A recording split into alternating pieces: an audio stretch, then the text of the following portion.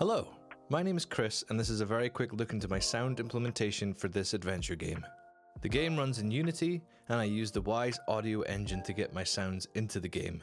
I also used Ableton Live to create my sounds as I love the workflow of this DAW. The first thing I did was to make a list of all the sounds I would need to create for the game. I also kept track of what sounds I had finished creating and what sounds I had successfully implemented into the game via Wwise.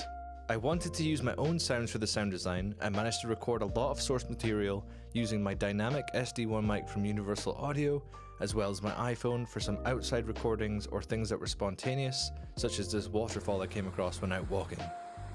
I also used a combination of synths such as Serum and Vital to synthesize sounds or create layers to existing sounds for more depth and excitement.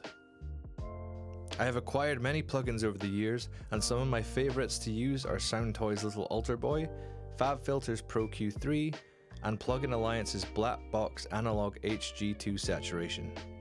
I love how these plugins are so versatile and allow me to really push and shape the sound how I want.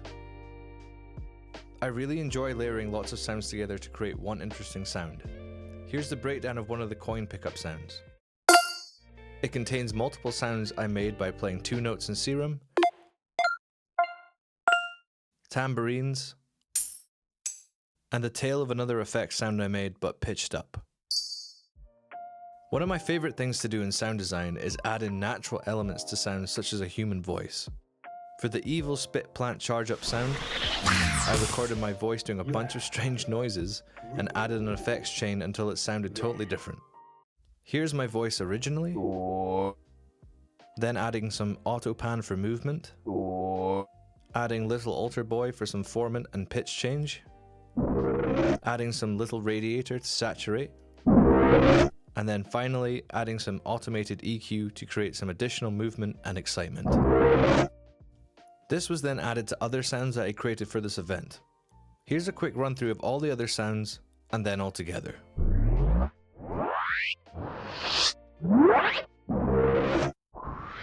And then all together. I find working in Wwise to be an enjoyable way to implement sounds due to its easy to use interface and the flexibility that it allows you to edit your sounds within the engine.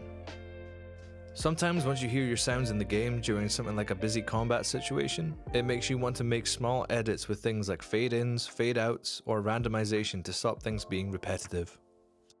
One of the first things I worked on was the footsteps of the player, making sure that I had sounds for each surface that the player would walk on, and checking the mix so that the grass footsteps were a little more gentle than the other surfaces.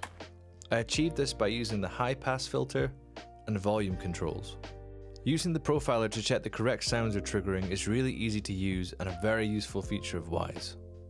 I wanted to create more tension with the combat in the game, so I made my enemy sounds a little more aggressive.